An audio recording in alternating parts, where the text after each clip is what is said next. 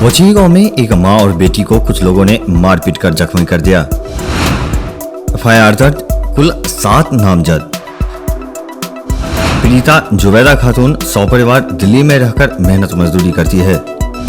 थानाध्यक्ष हरिकिशोर यादव ने बताया कि मामले में अग्रेतर कार्रवाई की जा रही है।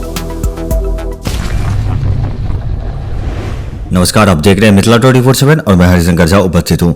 मधेपुर थाना क्षेत्र के बोची गांव में एक मां और बेटी को कुछ लोगों ने इसलिए मारपीट कर जख्मी कर दिया कि उस गांव पुलिस पहुंचकर पूर्व के शराब कांडों के आरोपितों के घर छापेमारी की थी।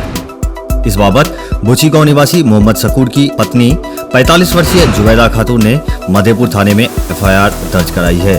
दर्ज एफआईआर में कहा गया है, गुरुवार अपराह्न लगभग 3 बजे मधेपुर थाना की पुलिस की गाड़ी मोहल्ले में पहुंची और पूर्व के शराब कांडों के आरोपित मोहम्मद फरमान उर्फ बेचन के घर छापेमारी की। हालांकि इस छापेमारी के दौरान पुलिस को कुछ हाथ नहीं लगा। मोहल्ले से पुलिस जीप लौटने के तुरंत बाद वे लोग पुलिस बुलाकर छापेमारी करवाने का मनगढ़ंत आरोप लगाते हुए अभद्र गालियां देने लगे और मारपीट करने पर उतारू हो गए। गाली देने से मना करने पर घर घुसकर मां बेटी के साथ अभद्रता और मारपीट कर जख्मी कर दिया।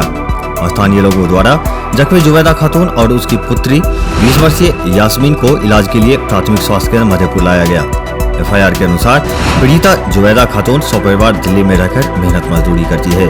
25 दिन पहले वो गाँव आई थी और अपने बहन मोहम्मद सलामत की पत्नी मोमिना खातून के घर रह रही थी, जहाँ पुलिस बुलाने का आरोप लगाकर कुछ लोगों ने मारपीट किया।